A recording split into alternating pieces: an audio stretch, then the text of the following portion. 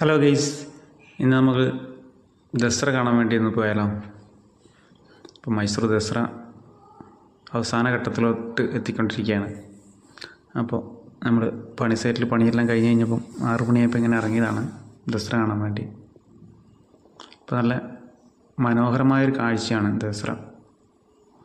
എവിടെ നോക്കിയാലും വർണ്ണ ബൾബുകൾ കൊണ്ട് അലങ്കരിച്ച് നല്ല ഭംഗിയാണ്. പാലസൊക്കെ അതിമനോഹരമായിട്ടാണുള്ളത്. അപ്പോൾ നിങ്ങൾ ദസറ കാണാത്തവരൊക്കെ ഉണ്ടെങ്കിൽ മൈസൂരിലോട്ട് വരണം. ഇനി ഒരു 10 ദിവസം കൂടി ലൈറ്റിംഗ് ഒക്കെ ഉണ്ടാവുള്ളൂ. മറ്റേ പൂജാ പരിപാടികളൊക്കെ കഴിഞ്ഞു, ഇനിയിപ്പോൾ ലൈറ്റിങ്സൊക്കെ ഉണ്ടാവും. അപ്പോൾ വരുന്ന വഴിക്ക് 4 വീല് കഴിയുന്നത് ഒഴിവാക്കി 2 വീലറിൽ വരുവാണെങ്കിൽ കാണാൻ പറ്റും. അല്ലാണ്ട് ഭയങ്കര ബ്ലോക്കാണ്, എല്ലാ സ്ഥലത്തൊന്നും എത്തിപ്പെടാൻ കഴിയില്ല ബ്ലോക്കിൽ പെട്ട് കഴിഞ്ഞാൽ. 2 വീലറാണെങ്കിൽ നമുക്ക് എങ്ങനെയെങ്കിലും ക്യാപ്പിൽ കൂടെ കടന്നു പോകാം. അപ്പോൾ നമ്മൾ 2 വീലറിലാണ് പോയത്, അതുകൊണ്ട് ഏതാണ്ട് ടൗൺ മൊത്തം ചുറ്റാൻ പറ്റി. പാലസിൻ്റെ വഴിയൊക്കെ പോകാൻ പറ്റി. എവിടെയെങ്കിലും സൈഡാക്കിയിട്ട് വേണമെങ്കിൽ നമുക്ക് ഭംഗി ആസ്വദിക്കാനൊക്കെ കഴിയും. 4 വീലിൽ പോയി കഴിഞ്ഞാൽ ഒരു സംഭവം കാണാനും കഴിയത്തില്ല. നമുക്ക് 1 കിലോമീറ്റർ സഞ്ചരിക്കാൻ തന്നെ മണിക്കൂറുകൾ വേണ്ടി വരും.